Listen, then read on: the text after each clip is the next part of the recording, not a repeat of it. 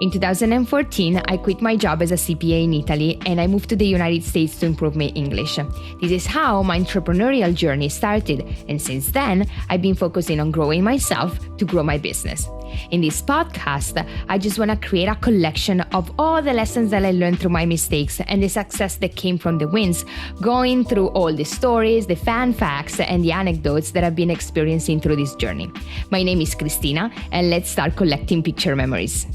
Since the day I started this podcast, I promised that I would have shared lessons and weaknesses that I faced and learned during my entrepreneurial journey. And today comes the time of a weakness, actually one of my biggest weaknesses.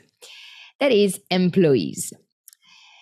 Employees, because I struggle to hire employees, I struggle to manage employees, I struggle to find the right employees, and I struggle to let employees go.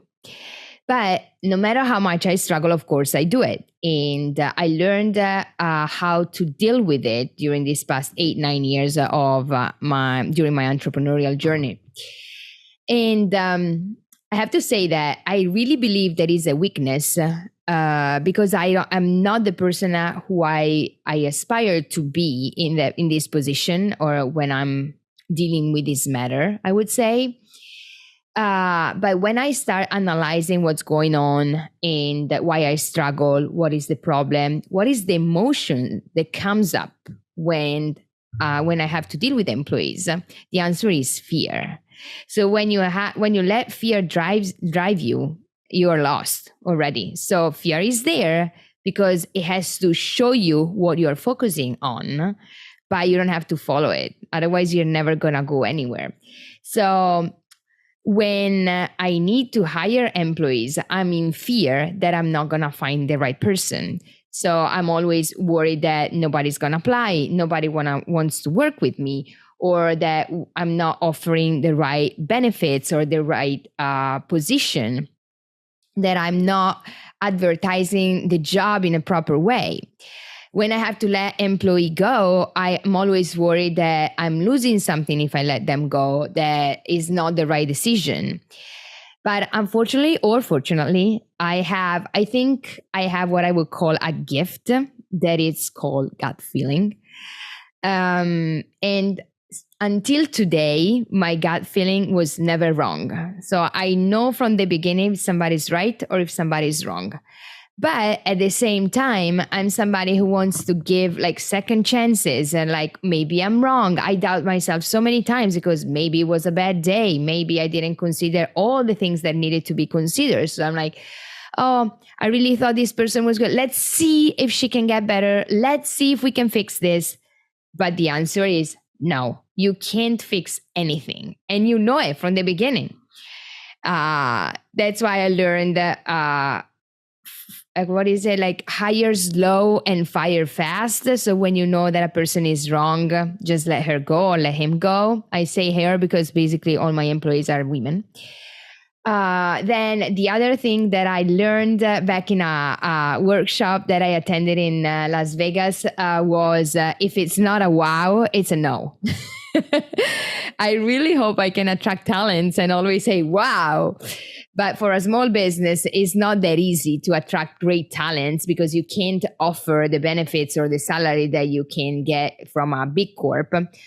But I also learned that employees want to work not just for the salary. Maybe it can be flexibility. Maybe it could be part of a bigger project. Maybe it's giving back to the community. Maybe it's many things.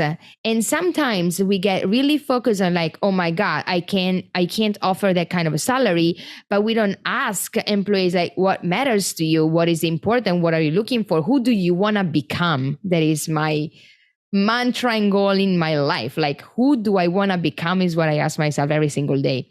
How far am I from where I want to go, from who I want to be?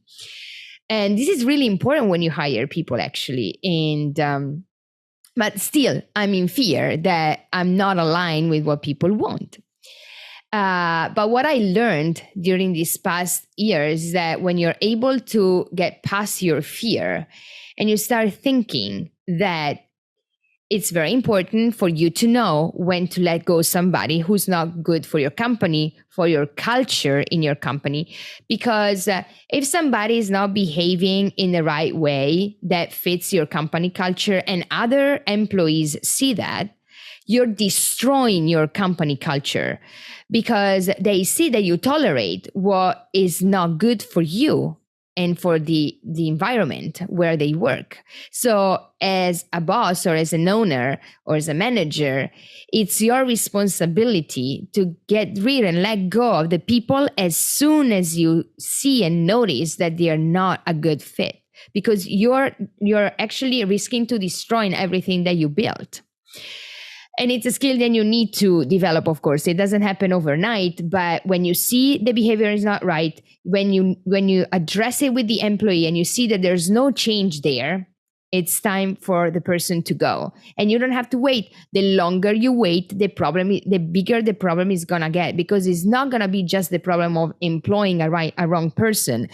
Is the effect that this person is gonna have on the other employees. So that is something that I take in bigger consideration while I manage all my employees.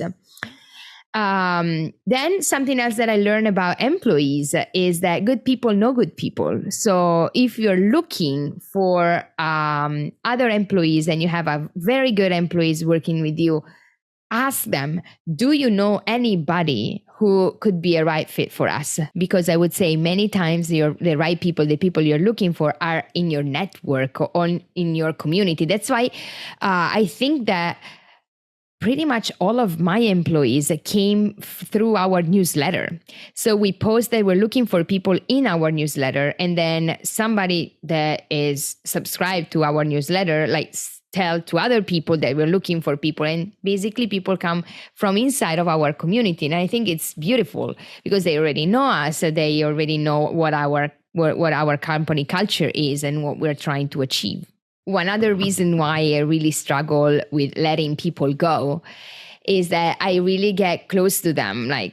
Yes, I have 16, 17 employees now, and I know all of them. I deal with them every single day. I know their personal dramas. And for me, it's really hard. They kind of become my family, even if I try to stay on a certain distance. And when I know that the right decision is to let them go, the personal facts come in, and I really need to gain some strength to say, no, that's it. You need to make a business decision. Christina as a person is here. Christina as a business owner is here. And you need to make the right decision. Because if I can't let people go, my business is not growing. And we are just sinking in and in and in. And my goal is always to get bigger and bigger and bigger and grow. Because if I don't grow, the business doesn't grow. We're all stuck, and there's nothing worse than that. So even if it's really hard, I had to learn to separate Christina as a person, Christina as from the business owner, and make the right decision for my business.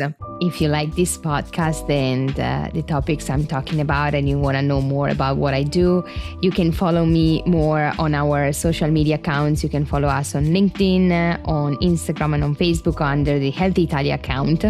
I'm not very active on social media on my personal account, so you won't find that much. But you can see me on the Healthy Italia account. So it will be wonderful to meet you there. And if you find that what I'm talking about it could be helpful for anybody, you're more than welcome to share the podcast with your friends or whoever you think might benefit from it. Thank you so much. It means the world to me.